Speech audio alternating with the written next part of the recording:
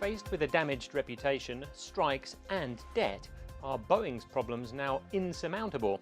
Welcome to Market Insight, I'm Thomas Warner.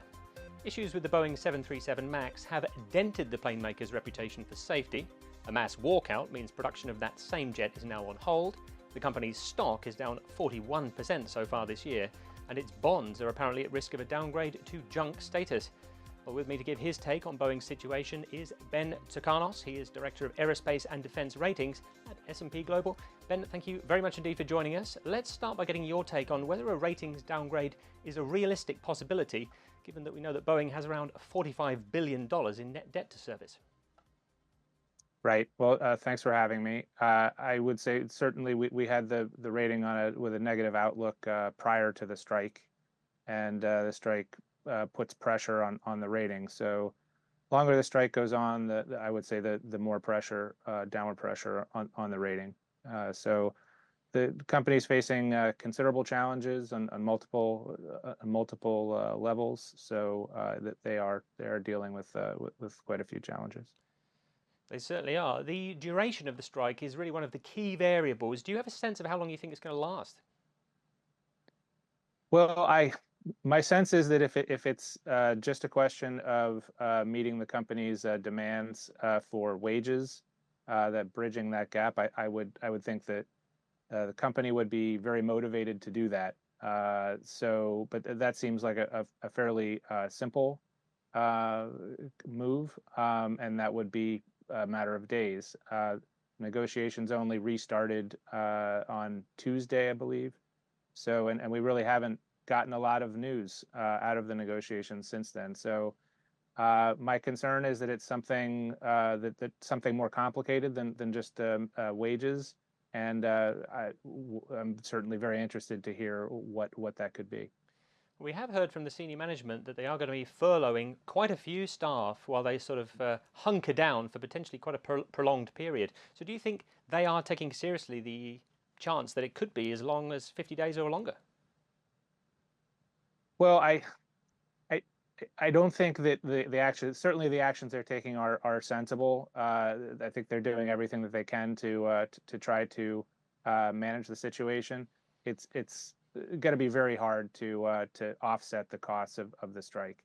So yeah, it's going to be very costly if this is a long strike. Well, let's imagine that they do manage to put a deal together with the staff and they get back to work. They're still way behind. The reputation is still badly damaged from all the problems they've had with the MAX. They've still got a huge mountain to climb, haven't they, Ben? Yeah, definitely. They were, I think, making some progress to build the MAX production this year. They had expressed confidence that they could get to a 38 rate per plane per month by the end of the year, which we saw as constructive. So this is a real setback, and at a minimum, I would say delays progress in the company's recovery and delays progress to getting aircraft production back up to a kind of sustainable level. And Ben, these delays could scarcely have come at a less opportune moment, could they? Because demand for aircraft globally is very high. And of course, the only real competition out there is Airbus, and they're sold out all the way through to the end of the decade. They've truly dropped the ball, haven't they? Well, because it's really a duopoly. There's only two plane makers on a global scale, and because their competitor Airbus is also sold out and faces some constraints in terms of production. There's really not an alternative for Boeing's customers to go to a competitor.